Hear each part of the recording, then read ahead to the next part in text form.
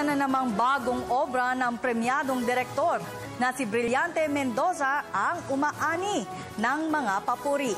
Ito ay ang pelikulang Taklob na pinagbibidahan ng tinaguriang superstar na si Nora Aunor.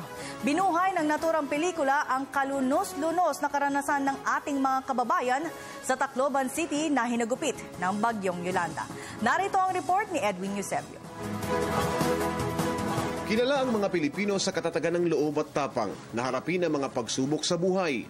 Ito ang ipinamalas ng ating mga kababayan sa Tacloban, Leyte nang halos durugin ang natulang lalawigan ng Bagyong Yolanda 8 ng Nobyembre 2013. Kaya naman, bilang pagkilala sa katangian ng mga Pilipino na matapang na humarap sa anumang pagsubok, maging ito'y dulot ng kalikasan tulad ng Bagyong Yolanda, ginawa ng pamosong direktor na si Brillante Mendoza ang pelikulang Taklob o Trap sa wikang Ingles. Dahil sa lawak ng pinsala at napakaraming biktima ng naturang super typhoon, itinuon ni Mendoza ang istorya sa 3 karakter lamang ng mga survivors o mga nakaligtas sa nasabing delubyo. Si Nora Aunor ay gumanap bilang bebet na naghanap sa 3 niyang mga anak at nagsikap na may makatulad ng DNA test ng mga ito sa mga narecover na bangkay na inanod ng daluyong dala ni Yolanda. Ang aktor na si Julio Diaz na gumanap bilang Larry ay nangulila sa yumaong asawa at itinuon ang panahon sa pagsapi sa mga debotong Katoliko sa pagpapasa ng krus matapos na mabyudo. At ang baguhang aktor na si Aaron Rivera na gumanap bilang Erwin kasama ang kanyang kuyang Pipi at pilit na inilin ng kapatid ang dahilan ng pagkamatay ng kanilang mga magulang.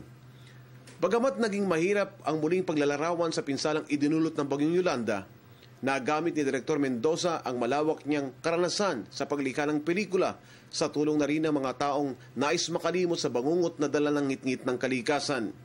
Kaya naman, sa magandang layunin na ipakita kung gaano katatag ang mga Pilipino, sinuportahan ng Department of Environment and Natural Resources at maging ng PCOO o Presidential Communications Operations Office ang pelikulang Taklob. Bagay na ipinagpapasalamat ng award-winning director Brillante Mendoza. Taklob ay tungkol siya sa mga biktima ng Yolanda after the typhoon, no? So kwento siya ng 3 karakter.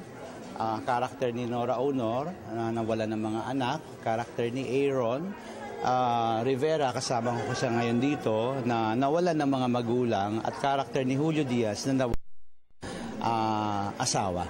So, nag-meet itong mga 3 karakter nito, and at the same time, kapakita natin dito sa pelikula ito kung paano sila mag-move on sa buhay nila after the disaster, after the typhoon. Para sa Telebisyon ng Bayan, Edwin Eusebio.